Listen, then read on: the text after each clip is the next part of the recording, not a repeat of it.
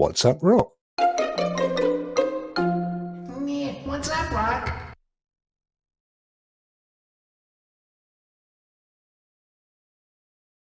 Don't worry, we're still here. I'll edit it next week. I know it's way too long at the end. We're sat here thinking, I wish it would hurry up. Duncan, what's up, Rokk? What's up, Rock yourself? Well, what's up, Duncan? what what we're going to go for is what is Stadia? What do you think? Do you think we'll go for a big showcase on what is Stadia for I this think we week? should. Yeah. Just to remind people in the chat that weren't here at the very outset of the show, the whole concept behind Stadia Rokks was and is that it's aimed primarily at people that are relatively new to the platform, and indeed some that have heard or are starting to hear the term Google Stadia, but don't really know what it is, and they're kind of hearing maybe lots of negativity out in the world, which sadly there is, without any kind of justification. So we're hoping that we can provide some guidance with making that decision for them. Yes, exactly. Yes, I just have my thing on mute all the time, so I'm just worried about noises and all that. So sometimes it takes me a wee second just to get back onto it. So yeah, No worries, you're the professor. I'm the professor, of course. So our Stadia is a cloud gaming service. So basically, what that means is you can play Stadia anywhere that it is supported. So, for example, this means you can play it on your TV via the Chromecast. You can play it on computers, both PC, Mac, and Linux as well. So you have a lot of options out there where to play Stadia. But one of the big features of Stadia is you can play it on Android devices. There is no support for Stadia at this moment in time for iPhones, but you can play it on Android. And what you can do, you can play it on your device with just your fingers as with touch controls, or you can play it on without connecting up your controller through Bluetooth to it. Stadia is a gaming platform, so if you buy your game on Stadia, you can play it anywhere where you want. So it literally, as long, and I just want to qualify that at this moment in time, can I play it on my phone if I'm not attached to Wi-Fi? That's a good question, Rock. Not at this moment in time. Okay. You have to have it connected to Wi-Fi at this moment. However, that looks like it's going to change with when 5G becomes much more established, and I think they've already sort of talked about that. So you do need Wi-Fi at the moment to play it on it. So that's a really good point there. And that isn't because it couldn't function on mobile network. It's just, my belief is that they want you to have the best gaming experience. And of course, at this moment in time, certain parts of the world, mobile connections can be a little bit flaky. So it's probably going to give you an unsatisfying experience. Is that what you would think their aim is? Exactly. It's they're just worried about the mobile coverage, and they are just wanting people to have the best experience. There is another cloud gaming service out there called GeForce Now. What makes Stadia different from GeForce Now is on Stadia, it is completely separate. It is its own platform. You have to rebuy the games if you've already bought them, or you just buy them on there. For GeForce Now, you reuse your Steam games or Uplay Plus games. However, they don't actually get. You're just going to be playing them. For Stadia, you will be able to get extra features on top of some of the games, which won't be available on other platforms. And in terms of cloud gaming, which my understanding means that the game itself is, rather than you install it on your local hardware, so your local console or PC or whatever your gaming choice platform of choice is, instead of you installing it, it's installed somewhere up in the internet, and you literally play that game on that instance of the internet, and you see what you're playing on your screen. So it takes away the need to have the hardware locally, and means that all of that, the installation, the maintenance, the ownership of the hardware and everything, That's somebody else's problem, yeah? Exactly. It's basically anything to do with the gaming side is all Google's responsibility. Yeah. If there's a game needs patched, you don't have to worry about being patched because Stadia are doing that. If the game has, or they want to upgrade their hardware to compete with the next generation of consoles, they do the upgrade and you do not have to buy any new consoles or anything Right. like that. So going forward, you do not have the when you're on PC, you're on consoles. Every couple of years, you have to have buy new console hardware or new PC parts. With Stadia, you won't. All the heavy lifting is done by Stadia. What you're doing is you're just playing the games, you're streaming the games down. So let me just qualify that, because that's a really interesting point. So what you're saying is, Duncan, at the moment, I'm hearing a lot about the next generation of console. We've got PlayStation 5 coming out towards the end of the year. I think they've now updated their website to say holiday 2020, which I believe is kind of Thanksgiving onwards in America, isn't it? And the Xbox Series X, which is the next generation of the Xbox, and that's slated for kind of late-ish November. So everyone's excited about the new hardware and what it will allow them to do with what they're calling next generation games, better graphics, faster load time, some new features that we've not seen before. And what you're saying is that one of the advantages of cloud gaming is that we've always got the latest generation of hardware, because that's being updated to keep up with whatever the new games are that become available. So in a way, we've got a console forever, an infinite console. Exactly, that's exactly what it is. Just to qualify that does not mean that Stadia is 100% going to get upgraded when these new consoles come out. We are not saying that's going to happen at that time, but when there is an update to Stadia on the hardware specs, we do not need to do anything. It's automatic. It just does it itself.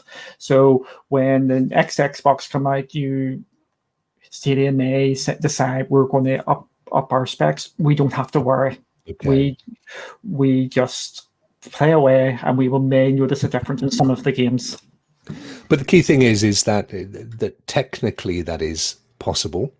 And certainly, in order for Stadia to keep up with the coming generation of games, it will need to provide that. And us as users, us as in the Stadia community, as players, don't have to worry about the hardware anymore. So all we worry about is the game available that I'd like to play, and how much is it going to cost? Is it free if I sign up to Stadia Pro? Essentially, those are kind of the most troublesome things that we need to consider, aren't they? Exactly. What that's all we worry about now is when's the games coming, how much are they going to be.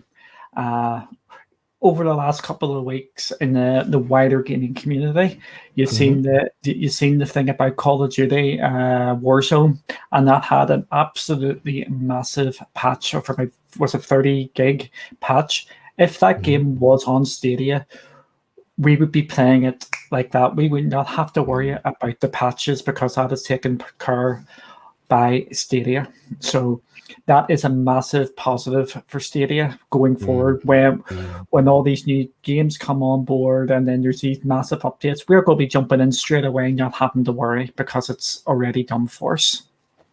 So effectively, a new game is brought to Stadia. We don't have to install it. We simply pay the money or claim it if it's a free one under the Pro subscription, and hit the play button, and it instantly fires up.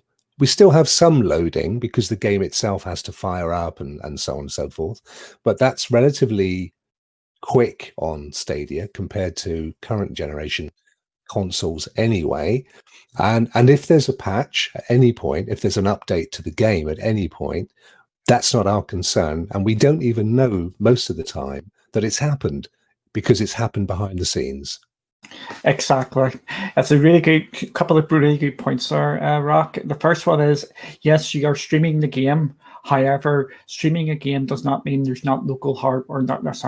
There's not hardware involved in the data center. It's basically you've got, instead of your console being in front of you, it is in the data center, so there still will be the loading that way. It is a lot faster because it's got the SSDs, which PlayStation 5 and the Xbox are going to. So at this moment in time, we are semi-playing on what you could say is the next generation of consoles because of the loading time, because that's one of the big selling points to it. And the other point, an SSD is solid state drive, which is essentially a hard drive with a chip in it, rather than a little disk that rotates around with a magnet that has loads of moving parts and takes a while to get there. So it's the fastest current way that we can get information from the disk into our machines. Yep, exactly. And it is such a big difference. It's so noticeable in some games that if you're playing old versions of the game, or not old version, on different consoles, if you put them side by side, the difference is staggering. A couple of the amazing people in our community have actually done a number of these videos, which you can actually check on YouTube to show you the difference. And we're talking massive differences. Instead of going down for a cup, in some games you can go down, make yourself a cup of tea, and some of the games are still loading. On Stadia, you can't nip out and have a wee quick break because they're coming up straight away. It's right. One of the advantages of a console when you're downloading a patch or installing a game is you can still have time for a quick coffee break. And but of course, that's one of the advantages as a casual player or a person with a busy lifestyle, which, let's be honest, is most of us, is that you can cut so much time out.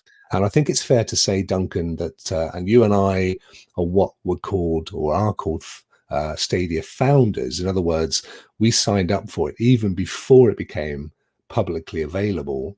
And so we've known the platform since it launched. And it's fair to say, certainly for me, and I think a lot of other people, that we've got, because we have more time, essentially, because, you know, the load times, installation times, everything else.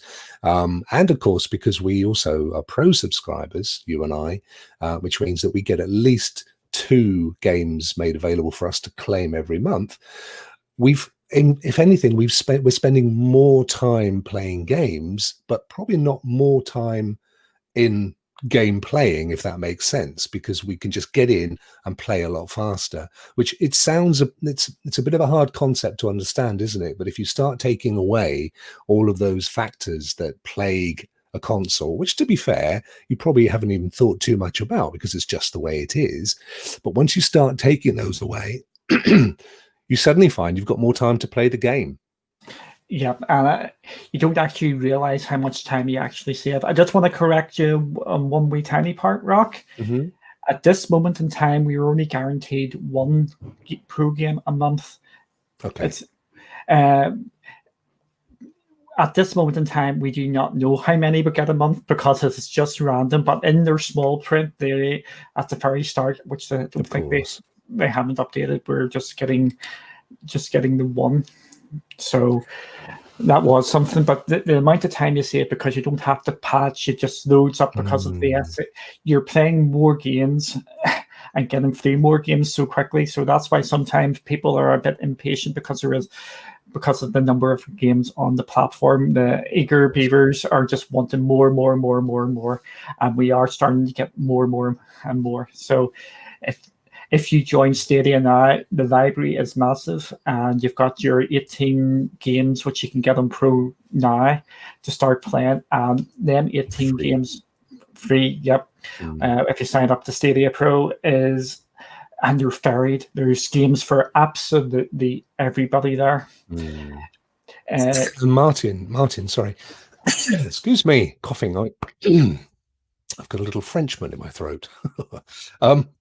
Happy Cloud Gamer Martin says here, and he makes a really good point, we don't need to delete a game. Now, why that's important is because, and I found this recently, I've just bought Last of Us 2 for PlayStation 4 and pre-ordered, and of course the day of installation or download, because I only buy games online, I couldn't install because I had no space left. So I had to quickly go through and get rid of some games that I haven't played for years to make space for the Last of Us 2. Now, with cloud gaming and Stadia, you don't need to worry about that because your library is essentially infinite. It just expands to accommodate whatever games you have in them. So you never have to worry about how much space you've got, the size of downloads, all the kind of stuff that we take for granted when we think about our life with consoles and PCs. But actually, once you start to think how much more valuable that time is, makes a huge amount of sense. Yeah, and we can go back to one of the games what we were just talking about, Elder Scrolls Online. They update their game regularly. So if you've got yourself a bit burned out on Elder Scrolls Online, and they announce another expansion pack which you've got to really infuse again, you don't have to go download it. You can just jump back to your library and go, "This update, I'm playing it now." And this could be months upon months or even years. You don't have to just jump straight into it. So that is a brilliant point by Happy Cloud Gamer. It's any games in our library we can just jump straight into now and not have to worry about downloads. There's going to be games in the coming months that we're going to completely forget we had in our library, and they're going to have an update, and they're going to be infused and redone. It's going to get a new lease of life. Like I don't want to confuse people at the moment, but some of the games we know they've got updates coming, like Get Packed and Ember are going to be bringing in crowd play, so people can jump into streamers' games without having to worry. So. No. That's a mind-blowing concept, isn't it? And one of the things that I don't want to touch on them this week because really I just wanted the basics of Stadia, but next week certainly we can do, and we may also be able to do it from the point of seeing one of those features roll out. So the key thing is that beyond what we've said, which are amazing in and of themselves, but truthfully not hugely different to most cloud gaming platforms in terms of their advantages, because it's the concept of cloud gaming brings all of these advantages anyway. But Stadia has some published features that are being rolled out virtually as we speak, which are unique to the platform, and we'll integrate it with YouTube and some other services, and we will touch on those next week because they're really interesting. But I think they just need a little bit more of a wider conversation and maybe some examples of why that would be good for people. But you're absolutely right, and that's that stuff coming, and we're seeing that coming with existing games and new games that are coming to the platform. So that's excellent. So essentially, in a nutshell, some of the advantages of Stadia that you've outlined, Duncan. One is that it's actually free. It's a free console, a free PC. It's a platform for playing games, and as such, it's free. It's freely in the cloud. Now, obviously, if you bought yourself a PlayStation or a PC and you didn't own a game, you'd be sitting and staring at a blank screen, and that's no different here either. So as well as the fact that it's a free platform, which in itself is an advantage, there are also a relatively sizable library now, certainly growing all the time. And I'm not sure the amount of games, but it's certainly in the very many tens, and that's looking to increase into the hundreds in the coming months. And they are predominantly either current titles, new titles, or older titles that have been updated and refreshed for the platform. So there's a wide range of games there. They also, as well, in the main, they are either the same price as you'll see in other platforms or cheaper. And in fact, it used to be that you had to have a pro subscription to get discounts, but now discounts are also applied across the wider library as well. And am I right in saying, Duncan, if you sign up now, at least for a few weeks, you get a £10 off or $10 off voucher, which you can, whether you sign up for pro or not, which you can then put against any game of your choice as well. And that lasts, I think, until December. Yep, that's correct. If you sign up now for Stadia Pro, you get 1 month free. You get access to them 18 games, and also you get that $10 off coupon. So you get that even if you don't sign up for Pro, though. Yep. You get that as well. And some people are actually taking advantage of that, and they're getting some games which are on discount at the moment. I'm not sure if this is a mistake or not. Some people are picking up like the Crew 2 Deluxe Edition or the Complete Edition, whatever. But all these editions have different names for £4 instead of £14. So there's lots of deals that are going on at the moment. But that makes that makes it much more attractive for anyone that's coming to the platform, because the key thing is, at this moment in time, and I'm hoping it will change, you have to sign up to the Pro subscription if you're fresh and new to it, but they don't take any money. And frankly, if you cancel 1 minute later, you still get the Pro subscription for the following month with the access to all the free games that are in the current rotation and anything that comes online whilst you've got that subscription. So when it gets to the end of your month, you won't have any money taken out of your account. The Pro will stop, and then you can use your £10 or your $10 voucher and buy a game.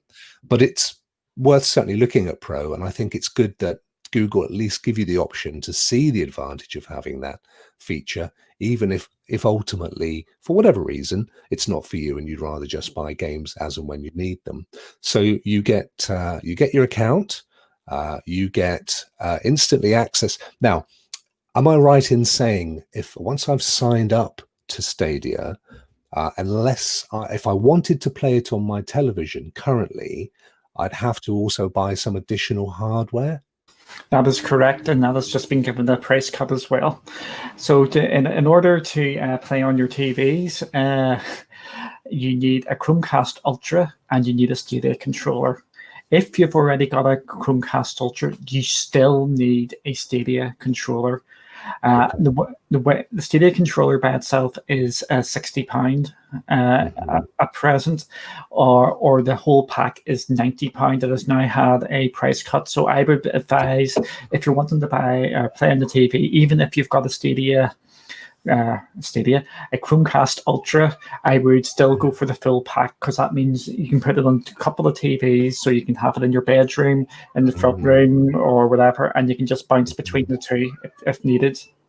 That's brilliant. But most importantly, you don't need to have those if you want to play Stadia, because you can still play on a computer and you can still play on any Android phone whatsoever, and hopefully in the not too distant future as well on any Apple device. But currently now on Wi-Fi, any Android and any computer where either you need a Chrome browser, or if you have a Windows PC, you need Microsoft Edge, which has the same base as Chrome, and that works. Now on those, I'm right in saying, I think, Duncan, that you can still play with a controller. You can actually wire up or use wirelessly your PlayStation, Xbox, a Steam controller, a Shield controller, and essentially any modern controller you can still use with any of your Stadia games, but only if you're playing on a computer or on a mobile phone. Is that correct? That is 100% correct. I don't want to confuse people, but I think it's easier just to talk about that. There is other ways to do it, but it's a bit more complicated. So we'll just keep it nice and simple. The simple and easiest way to play on your TV is through the Premier Edition, it is called. That just sets you all up. For playing on PC and mobile phone, you just hook up your existing controllers. Yeah. PC, Mac, and Linux, or we'll just call it PC, but we're including all three. All you need is your Chrome browser or Chrome-based browser, like you've said with Edge. The additional thing for PC users is you can use your mouse and keyboard as well. So you don't even, for playing there, some games are actually better using your mouse and keyboard. For the people over here in the UK, Football Manager is available on Stadia. So you can play Football Manager on your Chrome browser, and away you go. That's excellent. And the other thing that it's worth bearing in mind is that all the games that you would ordinarily have to play on a specific platform are completely accessible. So as you rightly just said, Football Manager on your browser and so on and so forth. And the point that I wanted to make was that you absolutely do not need a top-end gaming PC or a mobile phone that has all the latest bells and whistles, because as long as you can access YouTube and play YouTube videos on any of those devices, you're good to go with Stadia because it's essentially a similar technology. Exactly. And because the spec is that low, what is required, you're seeing people, some of the really creative people out there are putting Stadia in weird places. People have had played Stadia on their fridge. People have played, That's cool. yeah, people have played Stadia through a Raspberry Pi. People have played it through the Google Home. There is loads and loads of ways you can actually play Stadia, but to reiterate, you do not need a top-end PC. So, just as you said, if it plays YouTube, 9 times out from 10, if not higher, it is going to be able to play Stadia. But it's also fair to say that what is important and does need to be good is, of course, your broadband connection. There's no way of getting over that. It's a little bit like saying, you can't play on a console if you don't plug it into the electric. Equally, you can't play cloud gaming in any flavor unless you've got a half decent broadband connection. And the reason for that is quite simply that every single second of the game, that is a great big graphic that has to be pushed down to your viewing platform. So it has to be able to handle it relatively fast. Now, I know that Google said at the outset that you would be okay with fairly modest connection, but I think it's fair to say that most people have found that, somewhere up around the 20, 30 megs and up is probably what you need. And the other factor that makes a huge difference to how you experience cloud gaming and Stadia is your own Wi-Fi setup.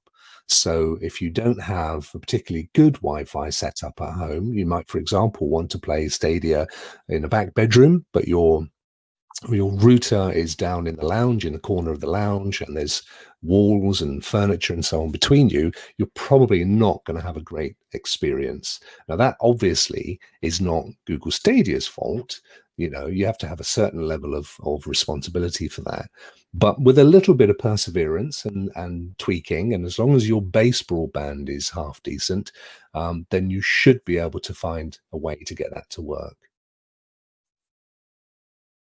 Yes, I was just trying to find it there. Yeah, the minimum requirements officially is 10 meg per second. Yeah. However,